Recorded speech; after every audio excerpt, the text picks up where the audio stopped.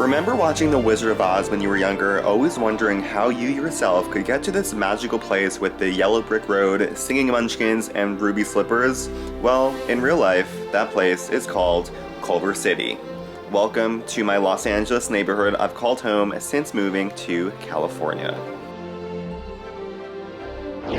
Okay, so you can't find munchkins and wizards here, but this city is where the most iconic movie of all time was filmed. The Wizard of Oz, which was then called MGM Studios. And right across is the Culver Hotel, where the Munchkins stayed and threw many parties at during the shoot. Oh, to have been a Munchkin in my past life.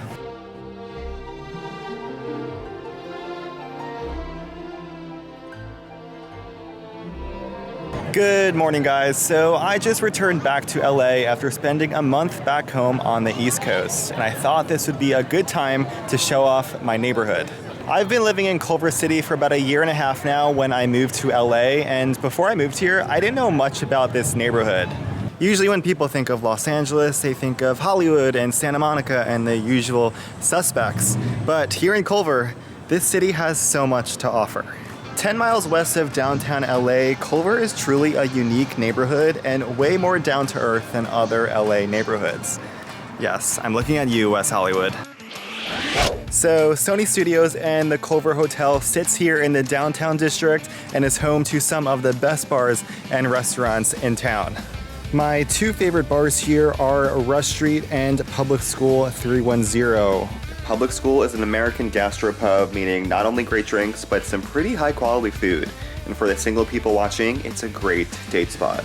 Rush Street comes all the way from Chicago, and the vibe and energy proves that with a really cool two-story bar and lounge. And aside from these two, there is a whole strip here with more eateries and bars on Culver Boulevard.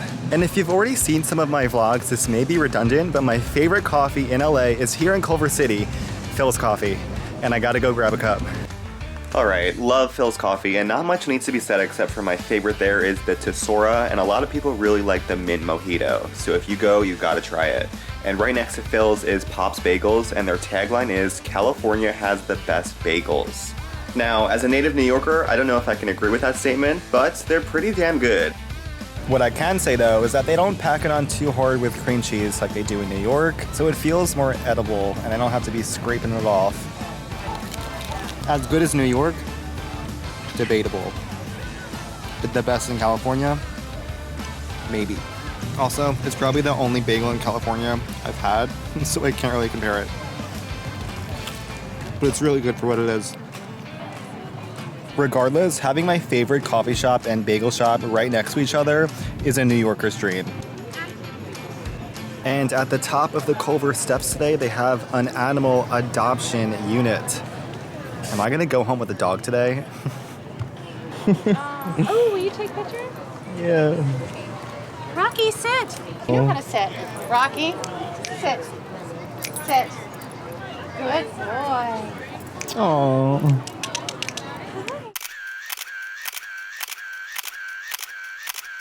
You are a beautiful dog. Why can't I get him adopted?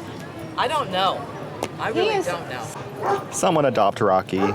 Oh, and no city is worth living in unless there's a Trader Joe's in town, and here there is one in downtown. Truly a paradise.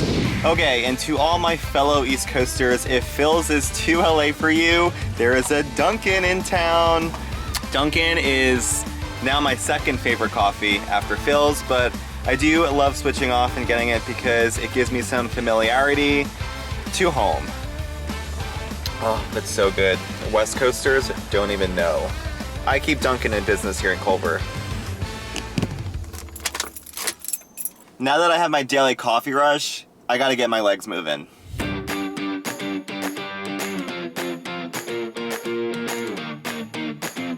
So here in Culver, there is no real need to travel all the way to Runyon Canyon to get a good hike.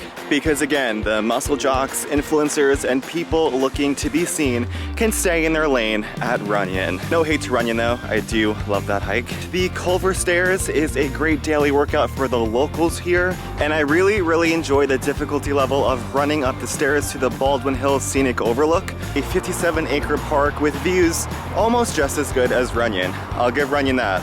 And now it's time for my morning workout.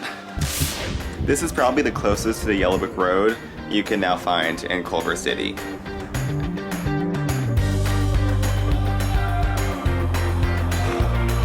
Almost there.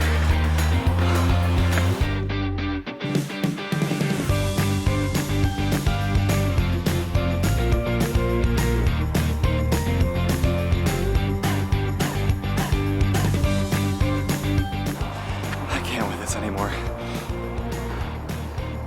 Wow. Look at those views already.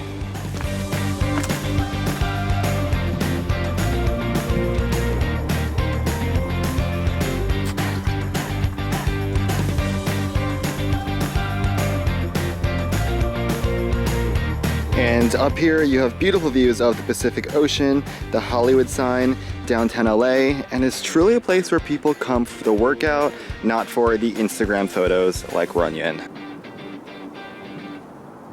Okay, and great product placement because at the bottom of the stairs is Nicole Juicery, a little pop-up van. I really need a juice after walking those stairs. It is really hot.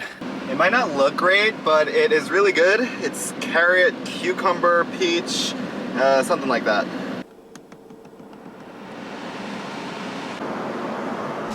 Now, in such a nice place, the cost of living in Culver is higher than the national average. According to PayScale, Culver is 64% higher than the national average, with a median home price of over $1 million and median rent over $3K a month. But in reality, Los Angeles isn't a cheap place to begin with. Okay, entering in the Westfield Culver City Mall. I'll say this quick before I overheat in this car, but another perk to living in Culver is the parking situation, because here at the Westfield Culver City Mall, it's free parking, and you don't get that at a lot of malls here in Los Angeles, like my favorite one, the Century City Mall, or even the Grove. You gotta pay to park, and sometimes I just wanna shop and not have to pay when I'm just browsing for items. Like if I buy a $20 t-shirt, and then I have to pay $5 to $10 to park, I'm pissed. Or even worse, if I end up buying nothing and then I have to pay $10 to park, I'm even more pissed. You know, since Culver is more of a suburban neighborhood, the parking situation here is way better. And that even goes for the street parking. So much easier. Oh my God. Compare it to Koreatown, night and day. Now I gotta go to Best Buy and look at some tech, so I don't wanna vlog in the mall. But maybe I'll use my phone and show you a little glimpse of what Culver City Mall looks like.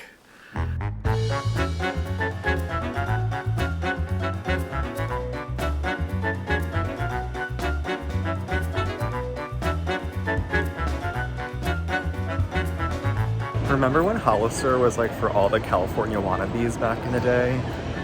That was me. That was me. They're still open? Okay, so I'm here in Best Buy. I'm being quiet because I don't like to vlog in the stores. It's so awkward. So Best Buy didn't have what I needed, so I'm here in my favorite store in the world, Target. Fun fact, I worked for Target for 5 years and it was actually my favorite job. I swear I'm about to leave Target with a Stranger Things 11 figure. I can't do it. Not what I came here for. So Best Buy and Target didn't have what I wanted, but that's okay because I came out with a loaf of bread. I don't think I've ever gone into a mall and came out with a loaf of bread, but here we are. You know that saying that when you go into Target, all bets are off, like you'll come out with the whole store? I literally had to like close my eyes as I walked down the aisle to refrain from buying everything. So it's probably the least amount of money I've ever spent at Target. $4.69. That's the cost of bread here in Culver City.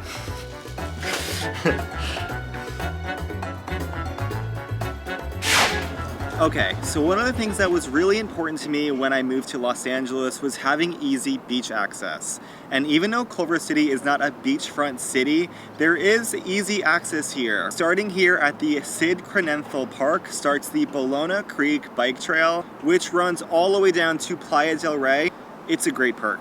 So Culver City is pretty big and I don't live right next to this park, but thankfully there are a lot of entrances for the Bologna Creek Bike Trail and I just enter in where I live in Culver. Always wear your helmet. Oh, that's on backwards. Gotta just fire up my electric skateboard, my X-Way Flex, for those of you who are wondering. I really love taking the Ballona Creek bike trail down to the beach when I don't feel like driving and finding and paying for parking. I actually featured this trail at the end of my LA without a car video, which you can check out. I'll link it in the description below. But let me show you why I love this place.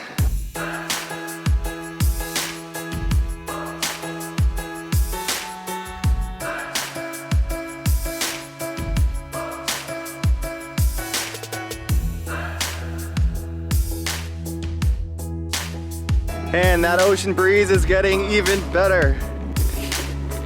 The biker right ahead heard me scream that, so now I'm like kind of embarrassed.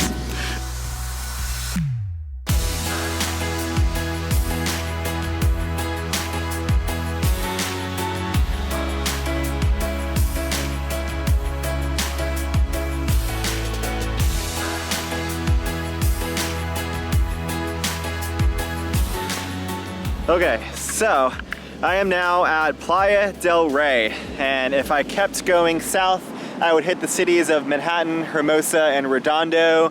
If I went north, I would be going to Venice and Santa Monica. Really awesome perk to have free, no car access to the beach for living in a city that is not on the beach. You know what I'm saying? So what are my thoughts on living in Culver City?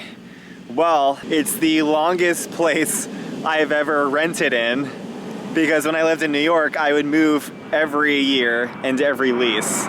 So that's saying something. I've now been here a year and a half. I think it has a lot to offer. I like that it's away from the Hollywood scene. It feels a little more suburban, cleaner, nicer. Apologies if you can hear that plane above me, but we are right in front of LAX, which is another perk. It's actually close to the airport, so it only takes me about 10 minutes max to get to LAX, which is perfect, especially when you're Ubering, because Uber costs to LAX are crazy. But for real, it has everything I could ask for. It has my Philz coffee in the morning. It has my Dunkin' when I'm not feeling Philz and want some familiarity for back home east. It has easy, free access to the beach, great hiking trail, way better parking, close access to my favorite part of LA, the South Bay. What more can you ask for? Maybe I do like LA. While I didn't grow up in Culver, it kind of feels like home. And just like Dorothy said in The Wizard of Oz, there's no place like home. Cheesy.